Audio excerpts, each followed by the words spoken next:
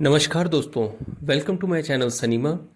और आज मैं रिव्यू करूंगा नेटफ्लिक्स पर available web series cat the deal का, जिसके 8 एपिसोड्स अराउंड 40 to 45 मिनट्स के हैं और मैच्योरिटी रेटिंग है ए, बिकॉज इसमें वायलेंस, फाउल लैंग्वेज और सेक्सुअल कंटेंट्स हैं।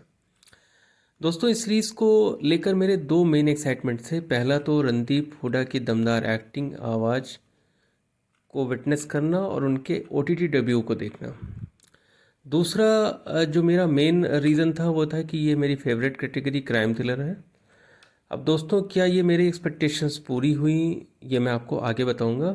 फ़िलहाल शुरू करते हैं इस सीरीज़ की स्टोरी लाइन से। तो दोस्तों, इस सीरीज़ की स्टोरी लाइन का बैकड्रॉप पंजाब के 1990 से 2006 तक के इवेंट्स पर बेस्ड है। 1990 का वो समय जब पंजाब आतंकवाद की चपेट में था, तो गैरी यानी रणदीप हुड्डा के माँ बाप की हत्या हो जाती है और उनकी मौत का बदला लेने के लिए एक घटना के बाद पुलिस ऑफिसर सहताब यानी सुविंदर विकी के कहने पर वो पुलिस का अंडर कवर एजेंट यानी कैट बन जाता है। मिशन पूरा होने के बाद सहताब कैरी को नई आइडेंटिटी गुरनाम सिंह के नाम से उसके भाई बहन के साथ दूसरे शहर में शिफ्ट कर देता है। इधर पंजाब आतंकवाद के चंगुल से निकलकर ड्रग्स के पंजों में फंस गया है और शहर की मौजूदा विधायक मैडम औलख और दूसरा नेता जग्गी प्रधान ड्रग्स के धंधे में वर्चस्व की लड़ाई लड़ रहे हैं। इन सब के बीच मोटर मैकेनिक गुरनाम अपनी बहन की शादी कनाडा में कर चुका है और छोटे भाई सनी को कनाडा भेजने के लिए दिन रात मेहनत करता है। उधर सनी भी कनाडा जाने के लिए शॉर्टकट अपनाता है और अपनी गर्लफ्रेंड शहर के साथ ड्रग्स बेचकर पैसा इकट्ठा करने लगता है। इस दौरान एक इवेंट में पकड़ा जाता है और उसे छुड़ाने के लिए गुरनाम सहताब से मदद मांगता है। सहताब इस मदद के बदले गुरनाम को फिर से एक बार कैट बनने के लिए कहता है ताकि मैडम औलख के ड्रग्स के बिजनेस को ख़त्म करके उस एरिया से सनी जैसे नौजवानों को ड्रग्स के पंजों से फ्री करवा सके। अब यहाँ से शुरू होता है गुरनाम और सहताब का मैडम औलख के ड्रग्स के बिजनेस को डिस्ट्रॉय करने का थ्रिलिंग मिशन, जिसमें दोनों का मकसद तो सेम है पर उसके पीछे का स्वार्थ अलग अलग।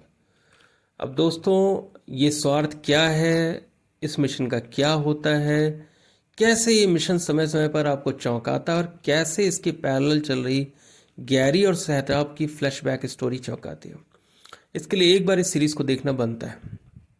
अब मैं आता हूँ एक्टिंग पे। तो जैसा कि मैंने पहले भी कहा कि इस सीरीज़ को देखने का वन ऑफ माई फैक्टर था रणदीप हुड्डा। तो रणदीप हुड्डा की अगर एक्टिंग की बात करूँ तो दोस्तों थोड़ा सा मैं डिसअपॉइंट हुआ, क्योंकि पहला रीज़न तो रणदीप हुड्डा से और बेहतर काम लिया सकता था, बिकॉज उनका पोटेंशियल इससे कहीं ज़्यादा है। दूसरा, जब मैंने इस सीरीज़ को पंजाबी, जो कि बेसिकली इसका जो प्रिंसिपल वर्जन है पंजाबी ही है, और हिंदी दोनों ही डायलॉग सुने, तो मुझे फील हुआ कि हिंदी डायलॉग किसी और ने डब किए हैं, जो कि कभी कभी सीन की सिचुएशन से मैच ही नहीं करते और हुड्डा की दमदार आवाज़ भी मिसिंग लगती है। दूसरा जो एक्टर जिसकी मैं बात करूंगा वो है सुविंदर विकी, जिनको हम इससे पहले केसरी में भी देख चुके हैं। चूँकि ये पूरी कहानी रणदीप हुड्डा यानी गुरनाम और सुविंदर विकी यानी सहताब के इर्द गिर्द घूमती है, सो सच कहूँ तो कहीं कहीं पे सुविंदर विकी बाजी मारते दिखते हैं, बिकॉज उनके कैरेक्टर्स के कई शेड्स दिखते हैं और वो चौंकाते भी हैं। ये चूँकि एक पंजाबी एक्टर है और मुझे पूरा उम्मीद है कि इस सीरीज़ के बाद हिंदी बेल्ट्स में भी उनको आइडेंटिटी मिलेगी। बाकी कैरेक्टर्स की बात करूँ तो मैडम औलख जैसे मेन कैरेक्टर में गीता अग्रवाल निराश करती हैं, और प्रमोद पाठक, जिनको हम महारानी 2 में भी देख चुके हैं, चंदन कुमार की एक्टिंग उन्होंने अच्छे ढंग से निभाई है और उसमें थोड़ा सा कॉमेडी का एंगल डालकर लोगों को एंटरटेन भी किया है। सुखविंदर चहल, जिन्होंने मुख्तियार का कैरेक्टर निभाया है, और हसलीन कौर, जिन्होंने बबीता का कैरेक्टर निभाया है, वो कहीं कहीं प्रभावित करते हैं।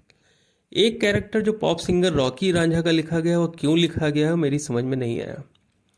डायरेक्शन की बात करूँ तो इस सीरीज़ का डायरेक्शन किया है बलविंदर सिंह जंजवा ने, जो इससे पहले सांड की आंख और मुबारका जैसी मूवीज़ लिख चुके हैं, जिनका डायरेक्शन मुझे ओके ओके लगा, बट उम्मीद करता हूँ कि आगे और अच्छा काम देखने को मिलेगा। Action could be more better. अब मैं बात करूँ तो reason to watch this season में, तो जैसा कि मैं हमेशा सीरीज़ को एक दर्शक के निगाह से रिव्यू करता हूँ, ना कि क्रिटिक की निगाह से, तो मेरे लिए इस सीज़न को वॉच करने का जो रीज़न है वो ये है कि जैसा मैंने पहले कहा कि अगर आप थ्रिलर कैटेगरी पसंद करते हैं तो आपको देखना चाहिए। हालांकि इसका फ्लैशबैक ज़्यादा थ्रिलिंग है एंड करंट स्टोरी ज़्यादा ही प्रेडिक्टेबल है, जो थोड़ा मुझे निराश करती है।